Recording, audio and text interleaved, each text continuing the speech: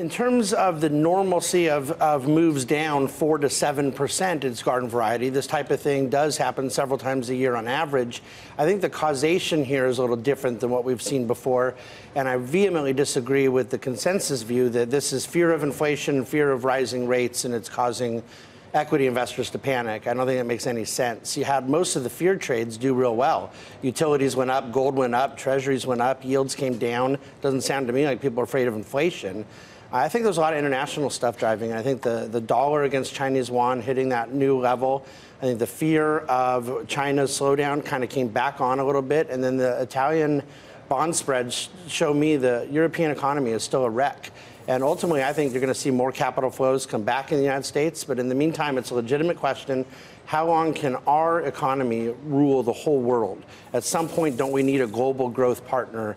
And it looked like we were getting it last year. We are absolutely not getting it this year. The conclusion you come to, if you're right about what caused this, weak China, Italy, et cetera, is that you should be, that's a case for increasing exposure to U.S. risk assets. But it's not an argument for increasing overall risk. I like the idea of being reasonably balanced and somewhat defensive, but within your risk budget, I would like emerging markets from a contrarian standpoint, and I love the U.S., but I think that the Europe story, I don't consider China emerging market. I think that those seem to be where the weakness is most concentrated. Julian, I'll tell you one thing. Just watching the coverage last week, and not really CNBC so much, but other places, just talking about just violent carnage is what they were talking about. And we had one day, I think it was 3%. The other day it was 2%, right? And those are significant percentage moves. But 800 points and then 600 points still sounds a lot bigger to the investing public than it actually is, and I think that's important to remember, that we can instill a lot of fear with a garden variety correction. Totally agreed, and we forget the Dow's at 25,000 now, and to your point.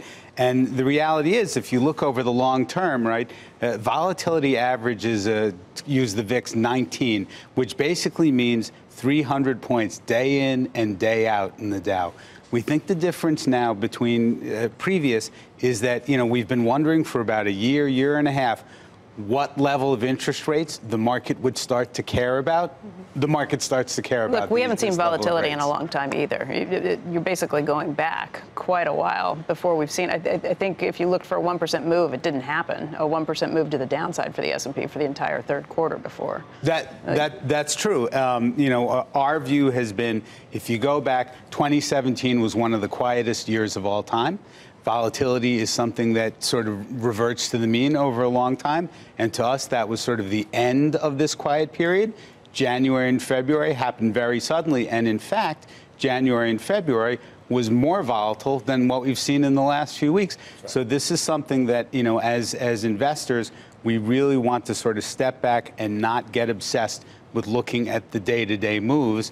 And for us, this kind of weakness is a buying opportunity, really. So we will get a lot of data points, a lot today, in fact. But from here for the next 3 weeks, we're gonna see a lot of if there are fundamental underpinnings to this bull market, they're going to become evident during earnings season, right? Do you expect it to be good, bad, indifferent? What? Well, you're going to be right around 20% growth. Everything is good, but it's what is expected. And is it will it be 20%? A year from now comparison? No, it won't be, and that's also expected. The difference is that with all the geopolitics that David was talking about, sort of the range of commentary and the potential of outcomes on earnings, you've got upside and downside. You fix China in the next 6-12 months, there's likely upside to the global economy. If the trade war accelerates, there's more downside. That's the whole point. Stocks are telling you that the range of outcomes is more volatile. Will the Fed follow through on what is expected now in the chart, the dot charts? We'd prefer that they actually take a pass. We're on record. You think they're getting that message now? It seems like there's so much talk about it. I wonder. There's a lot of talk about it given the last week. In our view, when you look at it, why does the Fed hike? There's a number of reasons. Well, inflation certainly is not one of them. There is literally no inflation except for the price of oil, and I would argue that because the rest of the commodity complex is telling you there's no inflation, oil is actually going to be a drag on growth if you get significally above We'll see what 80. happens with oil.